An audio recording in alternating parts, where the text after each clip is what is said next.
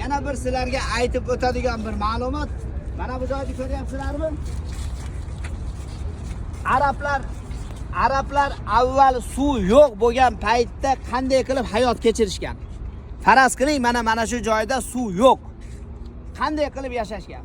Arablarda odati shu bo'lganki, tog'ning orasidan katta sel kelgan paytda mana shu joydan o'sha Uhud tog'idan tushgan sel yuradigan yo'l. Hozir ham mana yo'l qilib qo'ygan. Hozir hech narsa bo'lmagan bilan katta sel kelgan paytda o'sha Uhud tog'idan kelgan suvlar to'planib turib mana shu joydan oqib nima qiladi?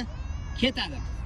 Arablarda yashash tarzi, hayoti shunday bo'lganki, ana shunday tog'larning orasidan sel suvlari yurib keladigan joyni bilib, ana shu joylarga nima qilgan? Quduq qazigan. Keyin qattiq yomg'ir yoqqanda ana shunday quduqlardan biri o'na turibdi. Ko'ryapsizlarmi? Narigi tarafda turibdi. Ana tosh bilan urib qo'ygan.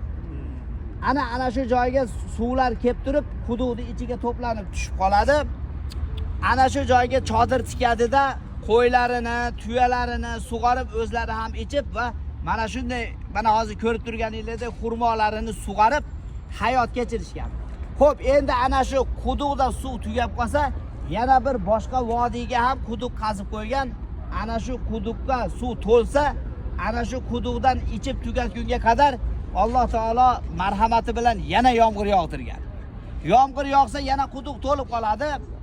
Yana ana shu quduqdan ichib, qachoniki u quduqda umuman suv qolmay qolsa, boshqa suv bor joyga, ya'ni ular suvni qarab ko'chib yurgan ko'chmanchi xalq bo'ladi. Mana shunday qilib ular hayot kechirgan. Ana shulardan bittasi esdalik uchun ana uni sizu bizga ana shu bir andoza qatorida olib qo'ygan. Masalan, mana shu tarafdan sel yurib kelib turib, ana shu joyga quduq qazilgan.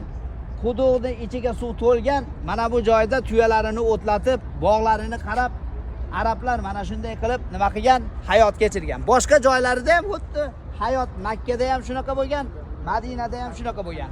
Mana endi hozirga kelib zamon taraqqiylashib, dengizlardan filtrlab suvlarni olib, gastinisalarni hamma joylarda suv bilan ta'minlashlik bu endi kelib chiqdi. Ammo lekin qadimda arablarning yashash hayoti mana shunday bo'lgan.